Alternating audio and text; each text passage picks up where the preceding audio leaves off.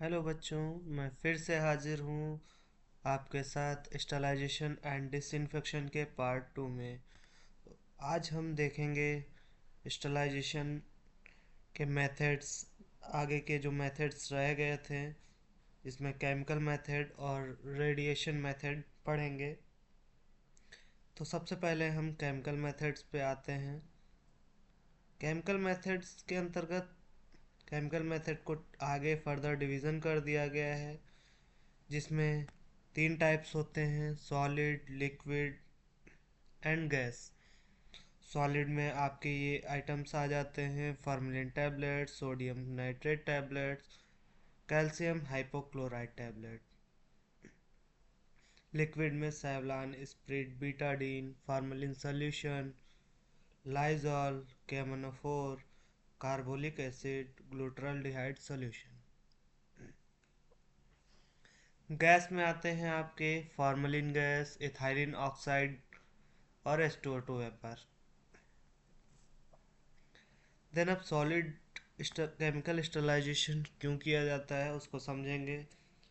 ये इंस्ट्रूमेंट को रस्ट से बचाने के लिए किया जाता है,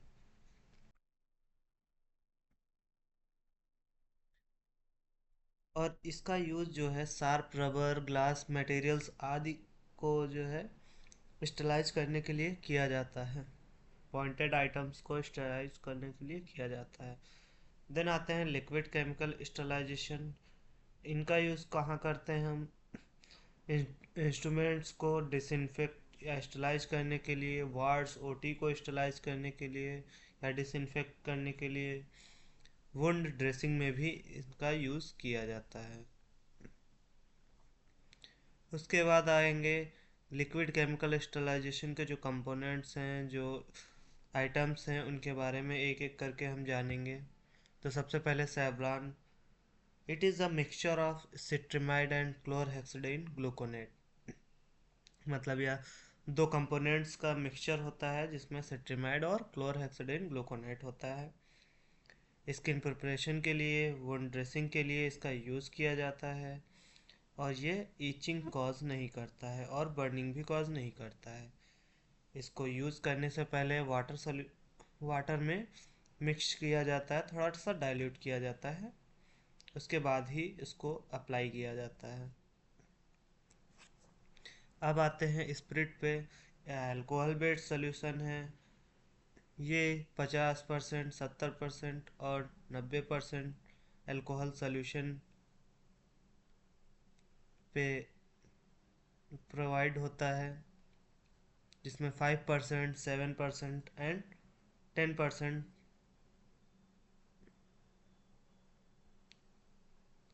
माफ़ी चाहेंगे सोल्यूशन, अल्कोहल सोल्यूशन प्रोवाइड होता है। After researching that spirit is irritable, मतलब काफ़ी रिसर्च के बाद पता चला कि ये इरिटेबल है, तो आजकल इसे ओपन वुंड्स पे यूज़ नहीं किया जाता है। इसका यूज़ जो है हीट सेंसिटिव एलिमेंट्स जैसे इंडोस्कोपी, लेप्रोस्कोपी आदि इंस्ट्रूमेंट्स को साफ करने के लिए किया जाता है या स्टरलाइज करने के लिए किया जाता है। अगला आता है Betadine. Betadine is povidone iodine solution, या पोविडन आयोडीन सोल्यूशन का बना होता है। 5%, 7.5% और 10% आयोडीन सोल्यूशन में प्रेजेंट होता है।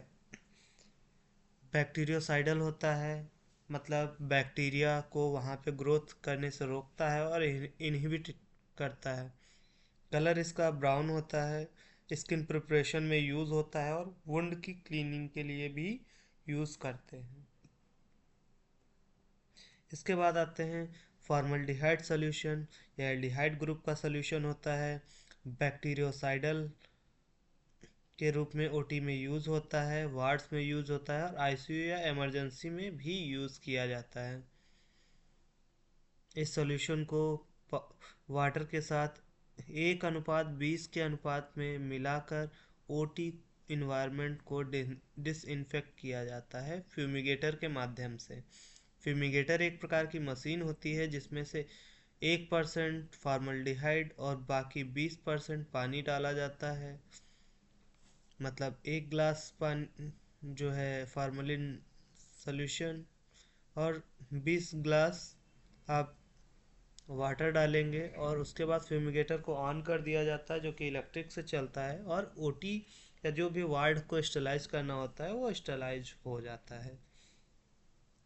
अगला आता है लाइजॉल या सिट्रिक अल्कोहल बेस्ड सॉल्यूशन होता है, जो कि ओटी की क्लीनिंग के लिए यूज़ किया जाता है। इस लाइजॉल को भी वाटर सॉल्यूशन के साथ मिक्स करके यूज़ करते हैं।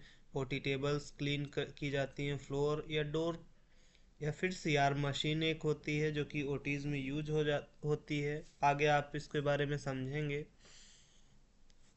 उन चीज़ों के लिए को स्टेलाइज करने में यूज़ किया जाता है। उसके बाद आता है carbolic acid. It is used clean OT. OT को क्लीन करने के लिए, इमरजेंसी आईसीयू या फ्लोर वॉल को क्लीन करने के लिए इसका यूज़ करते हैं। इसका भी यूज़ वाटर में मिक्स करके किया जाता है 1:20 के अनुपात में। अगर इस सॉल्यूशन को यूज़ करने जा रहे हैं तो उससे पहले हमें ग्लव्स पहनना चाहिए। और ये जो है सॉल्यूशन अगर डायरेक्टली स्किन के कांटेक्ट में आ रहा है तो वो ईचिंग या इरिटेशन कॉज कर सकता है, इसीलिए हम इसको यूज़ करने से पहले ग्लव्स पहनते हैं। उसके बाद आता है ग्लूटाल्डिहाइड सॉल्यूशन। ये एक ऐसा सॉल्यूशन है जो कि एक्टिवेटर के साथ यूज़ किया जाता है। इस सॉल्यूशन को एक्टिवेटर में मिक्स करके एक इंस्ट्रूमेंट, जो भी इंस्ट्रूमेंट हैं उस सॉल्यूशन में डिप कर दिए जाते हैं, और कुछ समय बाद वो इंस्ट्रूमेंट्स स्टेलाइज हो जाते हैं या डिसइंफेक्ट हो जाते हैं। इसको 2% ग्लूटाल्डिहाइड सॉल्यूशन विद एक्टिवेटर के साथ साइडेक्स नाम के एक बॉक्स में रखा जाता है, इसलिए इसको साइडेक्स सॉल्यूशन भी कहा जाता है। उसके बाद आते हैं gas chemical sterilisation. Gas chemical sterilisation में सबसे पहला है ethylene oxide sterilisation. It is mainly used for pre packed item sterilisation such as tube, catheter, surgical item, syringe.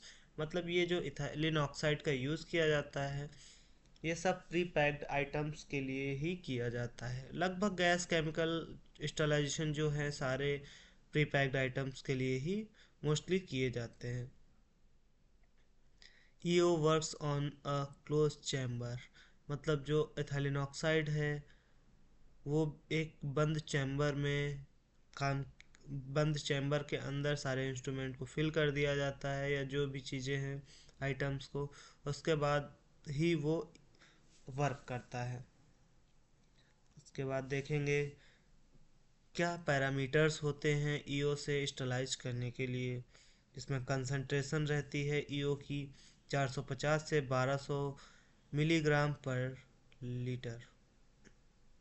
Temperature क्या रहना चाहिए, 37 डिग्री सेंटीग्रेड से 63 डिग्री सेंटीग्रेड के बीच। ह्यूमिडिटी 40 से 80% रहनी चाहिए। एक्सपोजर टाइम, मतलब इसमें जो टाइम लगता है वो 1 से 6 घंटे का होता है स्टरलाइज का, जो कि काफ़ी लंबा समय है। बट इसमें प्री पैक्ड आइटम्स अच्छे से स्टरलाइज हो जाते हैं, इसलिए इसका यूज़ काफ़ी मात्रा में किया जाता है।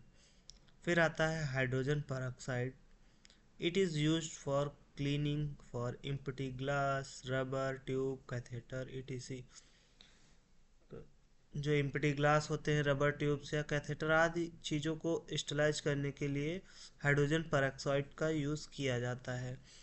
ये H2O2 वेपर का यूज़ जो करते हैं उसके लिए एक मशीन होती है, प्लाज्मा मशीन, जो कि एक अलग ही एक अच्छा बड़ा टॉपिक है जो हम आगे किसी वीडियो में समझेंगे। अभी आते हैं इसके आगे रेडिएशन मेथड। रेडिएशन मेथड क्या होता है, जब हम किसी भी चीज़ को रेडिएशन, किसी प्रकार की रेडियो वेव्स के सहायता से स्टरलाइज कर रहे हैं, एक्सपोज कर रहे हैं, उस मेथड को ही रेडिएशन मेथड स्टरलाइजेशन कहा जाता है। और इस मेथड को कोल्ड स्टरलाइजेशन भी कहा जाता है, क्योंकि इसमें किसी भी प्रकार की हीट का यूज़ नहीं किया जाता है। इसको दो भागों में डिवाइड किया गया है, ionised radiation, non ionizing radiation. सबसे पहले हम समझेंगे ionising radiation. Ionizing radiation is powerful radiation and very useful for sterilization. मतलब ये एक अच्छा पावरफुल मतलब बहुत ही ताकतवर रेडिएशन मेथड है जो कि स्टरलाइजेशन के लिए बहुत ही महत्वपूर्ण है। Ionising radiation is use of short wavelength high intensity radiation to destroy micro organism. मतलब इसमें जो स्टरलाइजेशन में किरणें यूज होती हैं वो छोटी वेवलेंथ की होती हैं और बहुत ही हाई इंटेंसिटी की होती हैं जो माइक्रो ऑर्गेनिज्म को डिस्ट्रॉय करती हैं। इसमें गामा रेज को यूज़ किया जाता है, जो कि कोबाल्ट 60 का यूज़ करके गामा रेज को उत्पन्न किया जाता है और उससे स्टरलाइजेशन किया जाता है। They kill microorganisms by ionization of atoms of essential substance present in living microorganism. जो भी लिविंग माइक्रो ऑर्गेनिज्म हैं उनको किल किया जाता है आयोनाइजिंग उनके एटम्स को आयोनाइज करके। उसके बाद हम समझेंगे non ionizing radiation. Non ionizing radiation एक is used of longer wavelength and lower energy. मतलब इसमें उस जो आयोनाइजिंग था उसमें हम शॉर्ट वेवलेंथ और लॉन्ग जो इंटेंसिटी यूज़ कर रहे थे, बट इसमें उसी का उल्टा है। इसमें लॉन्ग वेवलेंथ यूज़ कर रहे हैं जो कीड़े हैं और उनकी लोअर एनर्जी कम एनर्जी वाली कीड़ों को यूज़ कर रहे हैं, जिसमें इंफ्रारेड हैं, यूवी रेज हैं, इनको यूज़ किया जाता है। ये प्रीपैक्ड आइटम्स के लिए होते हैं। रेडिएशन जितना भी रेडिएशन मेथड है ये प्रीपैक्ड आइटम्स को ही स्टरलाइज करेगा। और आजकल ओटी ऑपरेशन थिएटर के लिए भी यूज़ किए जाते हैं, लेबोरेटरीज़ के लिए भी यूज़ किए जाते हैं। यूवी रेस को से स्टरलाइज किया जाता है। उसके बाद आते हैं कंक्लूज़न। तो हमने पूरे चैप्टर के दौरान जो भी स्टरलाइजेशन में हमने पढ़ा उसका समरी क्या थी, कंक्लूज़न क्या था, वो समझेंगे। Sterilisation is the most important procedure, जो कि बहुत ही महत्वपूर्ण प्रोसीजर है। कहाँ के लिए? हमारे मेडिकल फील्ड्स के लिए और अदर भी जगहों के लिए स्टरलाइजेशन महत्वपूर्ण है। Sterilisation has a major share in success of surgical management. जो सर्जिकल मैनेजमेंट होता है उसमें बहुत ही मेजर रोल रखता है, क्योंकि अगर हम स्टरलाइजेशन का ध्यान नहीं देंगे तो पेशेंट को इन्फेक्शन होगा, इन्फेक्शन से पेशेंट को और बहुत सारी बीमारियां होंगी। इसलिए स्टरलाइजेशन का बहुत ही महत्वपूर्ण रोल रहता है। Sterilisation can ensure the safe use of invasive and non invasive medical devices. तो जो इन्वेजिव और नॉन इन्वेजिव मेडिकल डिवाइसेस हैं उनको जो है सेफ रखता है, स्टरलाइजेशन के माध्यम से सेफ रखा जाता है। इसी के साथ हमारा स्टरलाइजेशन चैप्टर ख़त्म होता है। Thank you. आगे के लिए नेक्स्ट वीडियो में मिलते हैं किसी दूसरे टॉपिक के साथ। थैंक यू, धन्यवाद।